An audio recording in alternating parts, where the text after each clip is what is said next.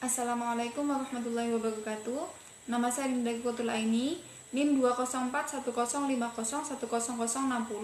dari kelas PS3. Di sini saya akan menanggapi video Dr. Abdul Nafis mengenai perhitungan pendapatan nasional.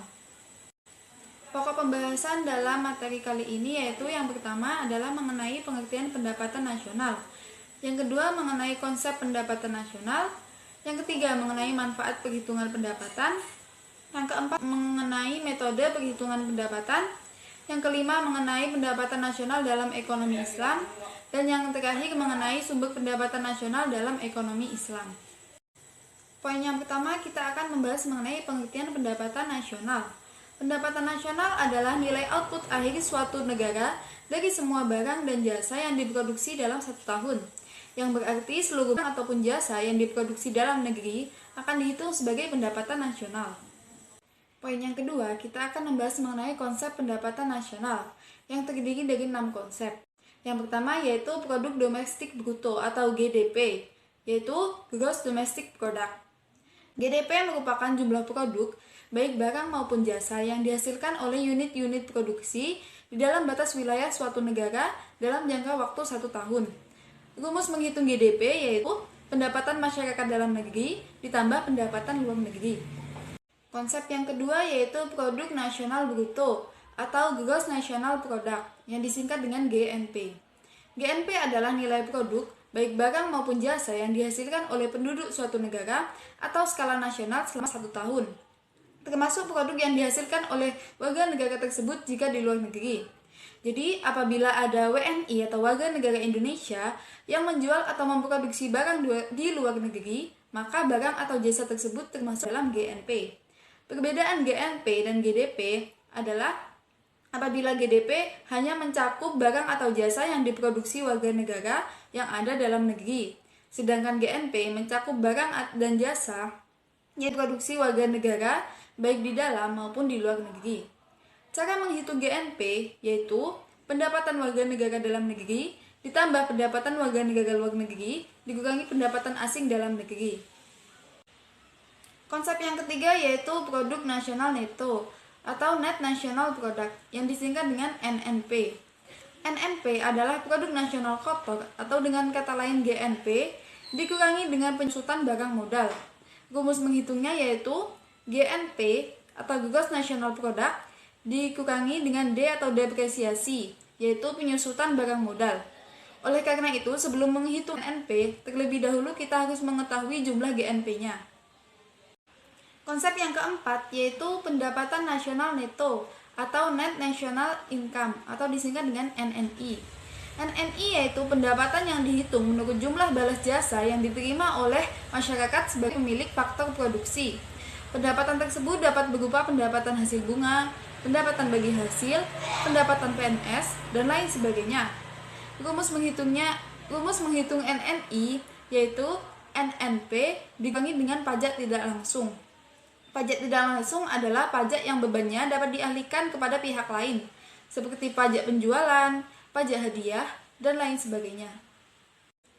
Konsep yang kelima yaitu pendapatan perseorangan atau personal income, disingkat dengan PI. Pendapatan perseorangan adalah jumlah pendapatan yang diterima oleh setiap orang dalam suatu negara, termasuk pendapatan perseorangan yang diperoleh tanpa melakukan kegiatan apapun.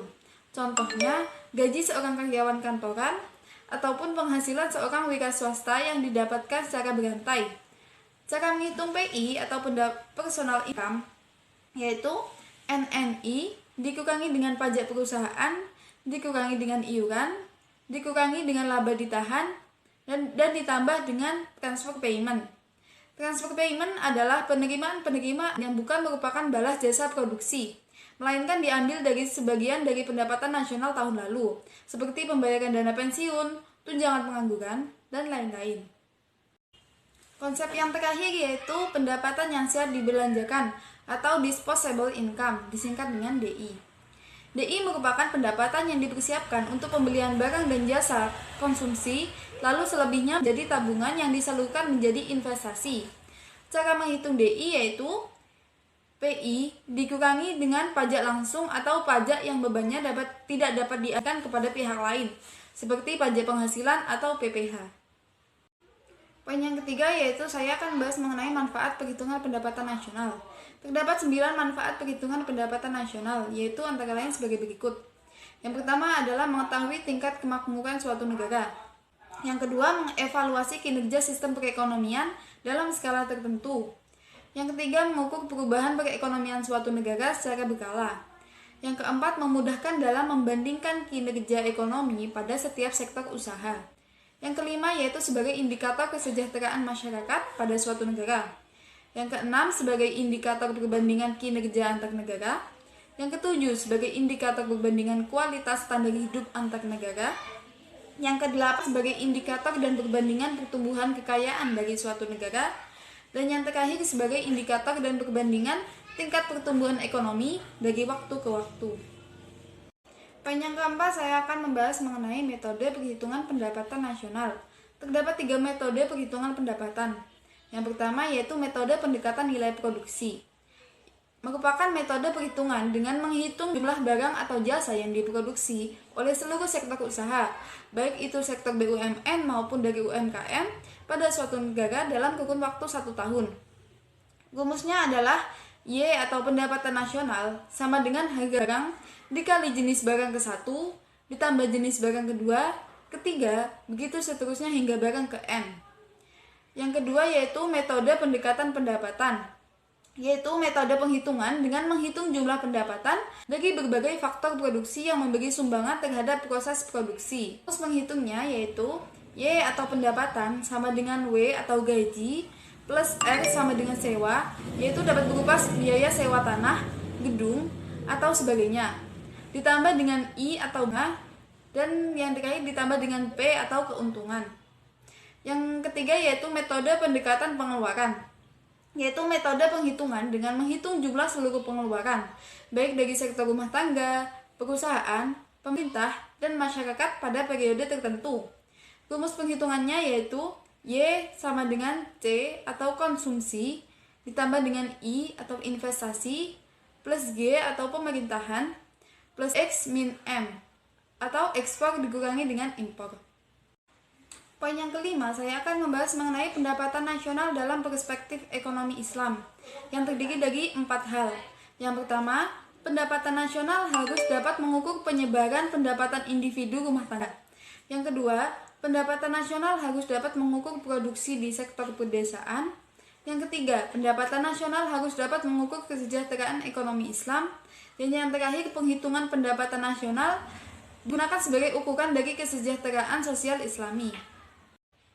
Poin yang terakhir yaitu saya akan membahas mengenai sumber-sumber pendapatan nasional dalam ekonomi Islam yang terdiri dari berbagai macam sumber pendapatan seperti ghanimah atau harta rampasan perang, sedekah, infak, zakat, usyur atau bea cukai yang dibebankan kepada eksportir, jizyah atau pajak bagi non-muslim, kharaj atau pajak tanah bagi muslim, pajak tambang dan harta karun, serta yang terakhir adalah wakaf.